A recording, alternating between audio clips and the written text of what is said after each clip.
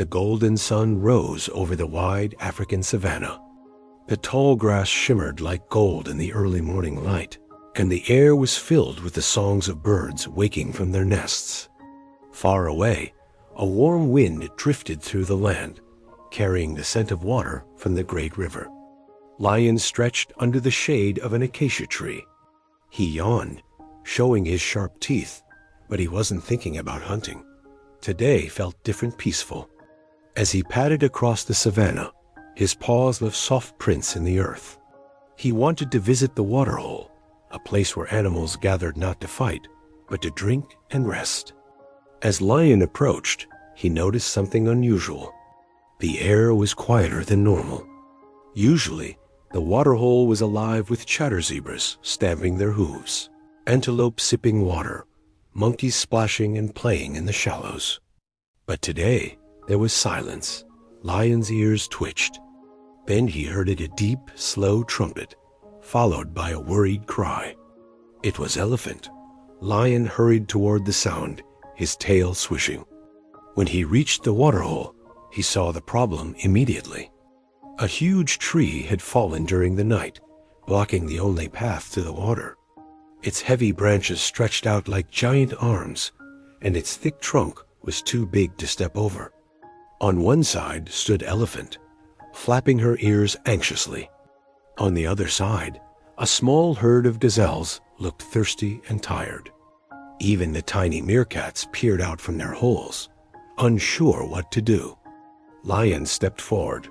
"Elephant, what happened?" he asked. "The wind was strong last night," Elephant said, her voice deep and gentle. "This old tree must have been weak. Now no one can get to the water." Lion eyed the trunk. He braced his paws against the ground and pushed. His muscles tightened, his claws dug into the earth, and he growled with effort. But the tree did not move. Elephant watched. "It is heavy, Lion," she said kindly. "Even for you." Lion puffed, catching his breath. "Then we will move it together." Elephant nodded. She wrapped her long trunk around the trunk of the fallen tree. Her large feet pressed into the ground for balance. "Ready?" she asked. "Ready," said Lion. They pushed and pulled. The branches scratched the dirt, and dust rose into the air.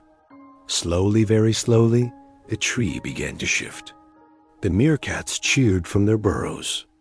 The gazelles stamped their hooves in encouragement. Even a pair of parrots flying overhead called out, "Push, push." Lion's paws ached, but he didn't stop. Elephant grunted, her strong trunk straining. Then, with one final heave, the tree rolled to the side, clearing the path to the waterhole. Water sparkled in the sunlight, free and clear again. The gazelles bounded forward, splashing happily in the shallows. The meerkats came down to sip from the edge. Parrots landed on the branches to drink tiny drops from the leaves. Elephant lowered her trunk and took a deep, cool drink. Lion lapped at the water beside her. "Thank you, Lion," said Elephant. "Your bravery made me try harder." "And thank you, Elephant," Lion replied. "Your strength made it possible." For the rest of the day, the waterhole buzzed with life. Animals of every kind came to drink, share stories, and rest in the shade. That evening, as the sky turned orange and pink, Lion lay beside Elephant, watching the sun sink low. The tree they had moved now lay far off in the grass, no longer blocking the way. From that day on, whenever an animal passed through the savanna and drank from that waterhole, they remembered the day the brave lion and the gentle elephant worked together, not for themselves, but for everyone. And on quiet nights, if you listened closely, you could hear the soft sound of lion's roar and elephant's trumpet, telling their story again under the stars.